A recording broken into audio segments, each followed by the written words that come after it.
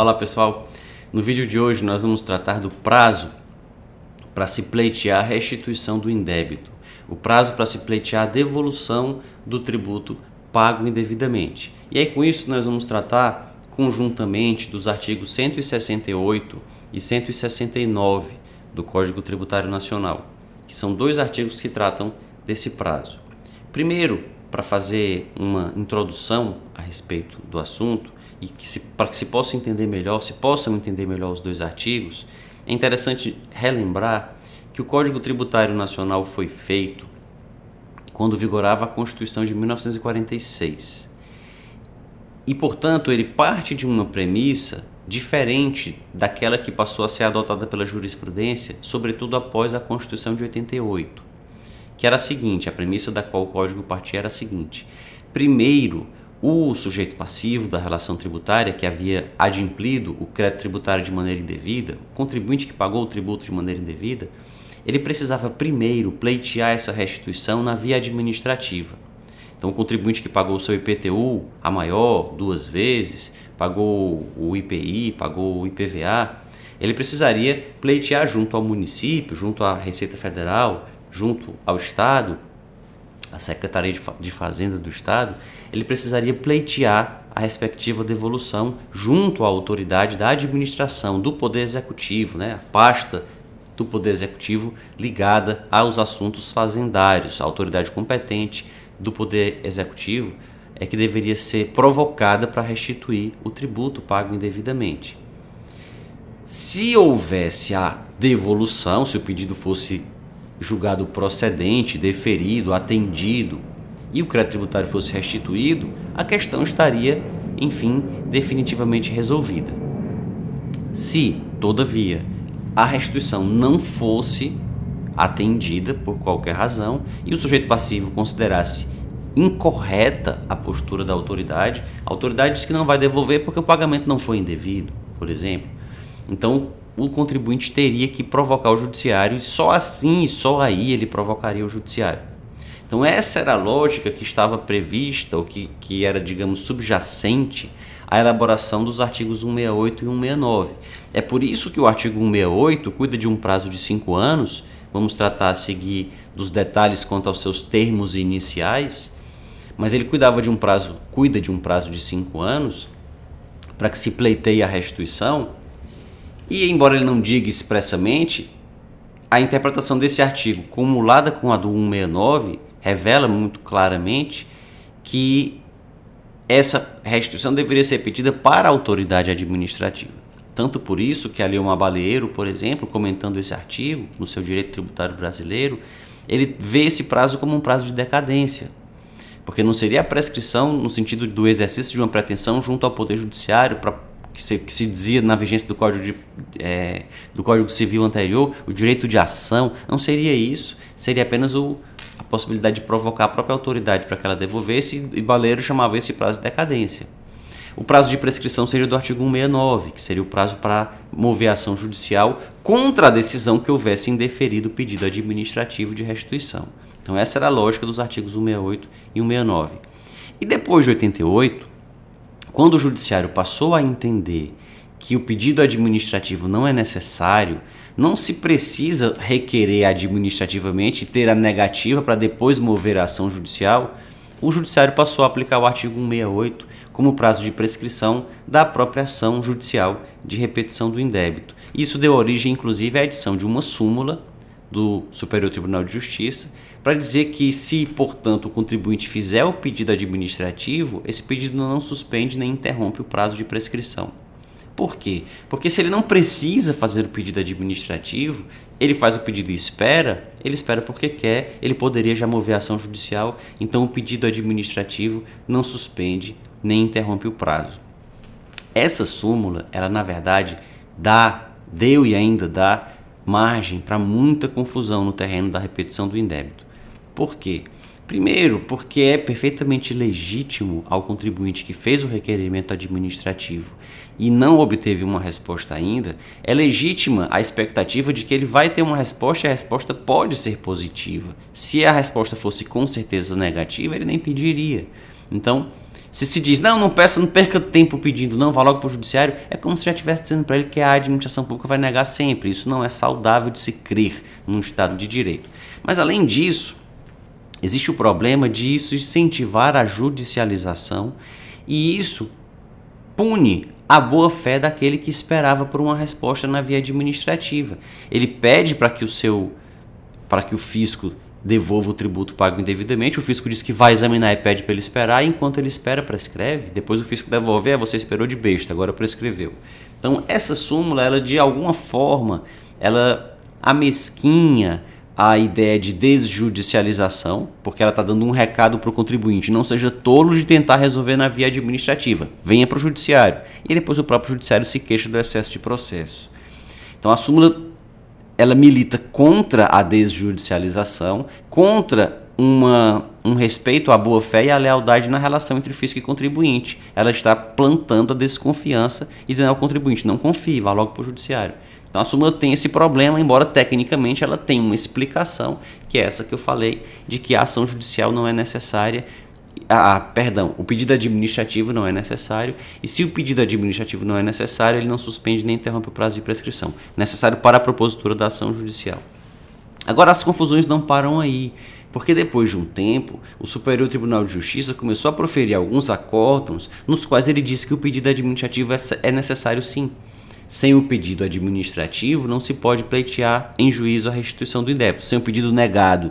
Essas decisões, elas impactam de frente com a súmula, elas contrariam frontalmente a súmula. Ou nós admitimos a súmula, que diz que os pedidos administrativos são desnecessários e, portanto, não suspendem nem interrompem a prescrição da ação judicial de repetição do indébito, ou se nós não aceitamos a súmula para dizer, portanto, que o contribuinte tem primeiro que fazer o pedido administrativo, se for negado é que ele vai a juízo. Os dois entendimentos eles não podem conviver, mas o STJ tem proferido decisões nas quais afirma que o pedido administrativo é necessário e ele julga extintas, sem análise de mérito, ações de repetição do indébito que não tem esse pedido prévio administrativo, mas ao mesmo tempo ele mantém a súmula. E isso, portanto, tem gerado ainda muita confusão.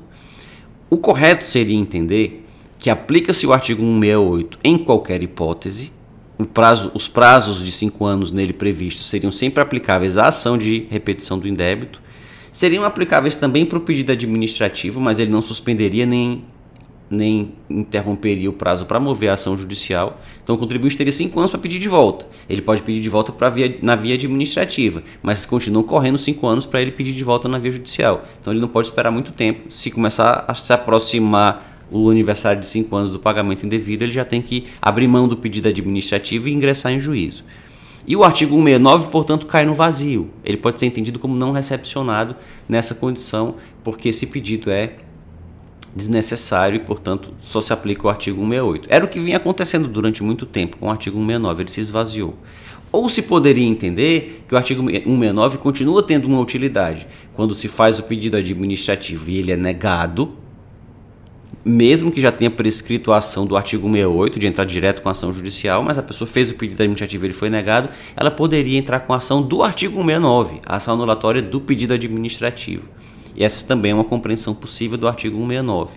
E também seria possível entender, sim, que o pedido administrativo é necessário, deve ser feito no prazo do 168 e, no prazo do artigo 169, a ação contra a denegação desse pedido. O que importa é que o Superior Tribunal de Justiça deveria fixar essas teses com mais clareza. A confusão nesse terreno termina apenas prejudicando os contribuintes que ficam inseguros quanto ao prazo de que dispõem e ao caminho que devem percorrer para pedir a devolução do tributo pago indevidamente. O contribuinte que paga um tributo indevidamente e entra logo com ação judicial, corre o risco de dizerem que ele tinha que ter pedido na via administrativa. O que pede na via administrativa e não tem resposta, corre o risco de, se depois entrar com ação judicial, vão dizer que a ação judicial dele prescreveu. E aí o fisco tem na mão uma arma para tampar os pedidos de restituição, é só não responder nenhum. O contribuinte não poderia entrar com ação judicial e também não poderia reclamar na via administrativa, porque ele teria só que esperar. Aí alguém poderia dizer, não, ele entra então com ação para que a autoridade julgue logo o pedido administrativo. É só uma proliferação de processos e de ações totalmente desnecessária. O correto mesmo seria seguir o entendimento que se seguia antes. Aplicar o prazo do artigo 168 para a ação judicial, ainda que dizendo que o pedido administrativo não suspende esse prazo, como faz a súmula, e deixar vazio o artigo 169 como desnecessário, porque o contribuinte poderia mover a ação judicial sempre que entendesse possível. Se o físico contesta a ação, e não só alega para eliminar, mas no mérito fala que o contribuinte não tem razão, aí que não tem razão nenhuma para se extinguir essa ação sem análise de mérito, porque o físico já disse que se ele pedisse na via administrativa, ia ser negado. Então são pontos que merecem a nossa atenção, merecem o nosso cuidado, para que nós evitemos usar de formalidades processuais apenas para negar o direito a quem tem direito, que é, no caso da repetição do indébito, o contribuinte que pagou indevidamente.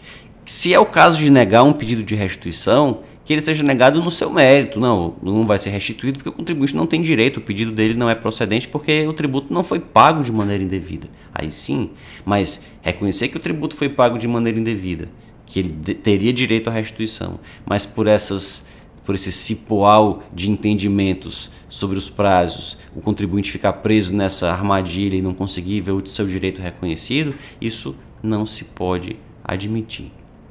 Com relação aos prazos do artigo 168, nós encontramos nele dois incisos que tratam da fluência ou dos termos iniciais desse prazo, e o primeiro deles se reporta à extinção do crédito. O segundo inciso se reporta à data em que se torna definitiva a decisão administrativa ou judicial que revoga, rescinde a decisão condenatória. É importante ter alguma atenção para esses dois incisos. No caso do inciso 1, ele se refere à extinção do crédito. Houve uma controvérsia no passado sobre isso, a chamada tese do 5+5. Isso vai ser objeto de outro vídeo, porque é um tema que já foi, desde a Lei Complementar 116 de 2005, esse assunto foi superado e será feito um vídeo especificamente sobre isso para tratar desse aspecto que é muito mais histórico. Mas hoje o prazo do artigo 168, inciso 1, se conta da data do pagamento, se for um tributo pago do lançamento por homologação, ou pagamento de um lançamento de ofício ou por declaração, ou a extinção do crédito. O artigo se refere à extinção do crédito porque o adimplemento pode se dar por outros meios que não o pagamento estrito sensu. Pode ter sido uma compensação e depois o contribuinte descobre que usou o seu crédito para quitar um débito que não era devido. Então ele pede a restituição daquele débito que foi quitado de maneira indevida, ele mantém o seu crédito. Ele pode entender que a extinção indevida se operou por uma dação em pagamento, ele deu um imóvel em pagamento de um crédito que não era devido, aí ele vai pedir a restituição. Pode ter havido uma conversão de depósito em renda, mas o valor não era devido, e aí você vai pedir a restituição. Então, para aludir a todas as formas de adimplemento, e não só ao pagamento estrito sensu, é que o artigo se refere à data da extinção. Dessa data, se inicia o prazo de 5 anos para pleitear a restituição. E tirando a hipótese do 5+5, do lançamento por homologação antes da Lei 116, que vai ser objeto de outro vídeo, nas demais hipóteses não se coloca maior controvérsia em torno desse inciso. No caso do inciso 2, ele é um pouco mais difícil de entender, porque ele se refere à data que transita em julgado, né, se torna definitiva, uma decisão que reforma, anula, rescinde, revoga uma decisão condenatória. E isso gera muita confusão, primeiro porque não existe decisão condenando o contribuinte a pagar tributo nenhum. Nas ações tributárias, quem move ações condenatórias, né, ou se pleiteia a tutela cognitiva da subespécie condenatória, se profere uma sentença condenatória, é o contribuinte que entra com essa ação, para que seja condenada a fazenda. Então a fazenda é que é condenada a restituir tributos, a restituir multas ou a quaisquer outras prestações. O contribuinte não é condenado judicialmente a nada disso, o fisco lança na via administrativa. As ações que o fisco entra são, em regra, de execução e cautelar fiscal. Mas o fisco não move uma ação condenatória contra o contribuinte para o juiz condenar o contribuinte a pagar o tributo. O fisco lança na via administrativa. Mas o que o artigo quer dizer, impropriamente, o que ele sugere, o que ele indica, na verdade, é que nós temos situações nas quais o contribuinte move uma ação para anular uma cobrança, por exemplo, pode ser embargos de execução, pode ser uma ação anulatória, e ele perde na primeira instância ou na segunda instância. Em face dessa derrota, ele paga o tributo, só que ele recorre. Ele paga porque precisava participar de uma licitação, ele paga porque estava sendo cobrado e ia ter um bem penhorado, ele não queria que o bem fosse penhorado. ele paga por uma razão qualquer, mas o pagamento não significa que ele tenha aberto mão de discutir. Ele, inclusive, insiste na apelação, no recurso, etc., e depois termina revertendo aquela decisão em face da qual ele pagou. Nesses casos, o prazo de 5 anos só começa daí, de quando a decisão em face da qual ele pagou é revertida. E é interessante que seja assim, por quê? Porque se o contribuinte perde em uma decisão não definitiva, digamos que é uma sentença de primeira instância, que julga improcedente o pedido para anular o lançamento, e o contribuinte então paga, mas ele recorre da sentença. Se ele deixasse a sentença transitar em julgado, ele não poderia entrar com ação de repetição do indébito, porque teria trânsito em julgado dizendo que o tributo era devido. Afinal, ele moveu uma ação para que o juiz falasse que o tributo era indevido e o juiz julgou improcedente. Disse, não, o tributo é devido sim. Se ele não recorrer, transita em julgado. Então, se ele paga e não recorre, transita em julgado. Mas se ele recorre, mas entra desde logo com a ação de repetição do indébito, se vai dizer que há continência, se vai dizer que há litispendência, se vai dizer que essas ações elas não podem cumular concomitantemente, porque o contribuinte vai entrar com a ação de repetição do indébito, que tem como premissa a anulação de um crédito que já está sendo debatida em outro processo. Então ele tem que esperar terminar esse processo para depois tomar alguma providência quanto à restituição. Então é por isso que o prazo aí começa quando se torna definitiva a decisão desse próprio processo final que reverter aquela decisão anterior, provisória, em face da qual o pagamento foi feito. Só daí em diante é que começa o prazo para restituição do indébito tributário. Quanto ao artigo 169, nós temos que fazer algumas observações também. Embora tenha sido dito que a rigor ele não foi recepcionado, mas como existe ainda uma confusão na jurisprudência sobre a sua aplicabilidade ou não, é interessante notar que ele cuida de um prazo de 2 anos, e aí não seria um prazo para mover a ação de repetição do indébito propriamente dita, esse prazo é de 5 anos, mas seria aplicável no caso em que nos 5 anos foi feito o pedido administrativo, uma vez denegado o pedido pela autoridade administrativa, o contribuinte teria 2 anos para mover a ação judicial. É um prazo menor, mas é um prazo que a rigor é adicional aos 5 que foi usado para que se fizesse o pedido administrativo. O problema está nesse parágrafo único, que fala de uma prescrição intercorrente, mesmo depois de movida a ação, e que conta-se pela metade, ou seja, 1 ano. A ação teria que ser julgada em 1 ano. E esse artigo é claramente inconstitucional. É uma maneira indireta, é uma maneira oblíqua, uma maneira disfarçada de tirar do contribuinte o próprio acesso à jurisdição. Exigir que a ação seja movida em 2 anos e seja julgada em 1, para que não prescreva intercorrentemente, mesmo que ela tenha tramitado com toda a agilidade, isso é um verdadeiro absurdo e pouquíssimas ações, se é que há alguma, conseguiriam ser julgadas nesse prazo. Portanto, esse parágrafo único é mais ou menos um recado a dizer assim, olha, a gente está escrevendo aqui que o contribuinte tem direito à restituição só para não ficar muito feio escrever que o tributo indevido não vai ser restituído. Mas na prática ele não vai ter essa restituição não, porque ninguém vai conseguir cumprir esse parágrafo único. Então o parágrafo, se entender que o artigo 169 foi recepcionado e o contribuinte poderia entrar com essa ação uma vez negado o seu pedido de restituição administrativo, formulado nos termos do 168, se nós entendemos que o 169 subsiste e deve ser aplicado nessas hipóteses de denegação administrativa, nós temos que concluir de qualquer forma, de maneira ineliminável, que o parágrafo único não foi recepcionado. Se você tiver gostado desse vídeo, não se esqueça de curti-lo, de deixar aqui nos comentários o que pensa a respeito dessas questões e de se inscrever no canal para acompanhar os próximos vídeos. No meu livro de processo tributário, esses temas são bem mais aprofundados. Quem tiver interesse, remeto à leitura dele. Até um próximo vídeo.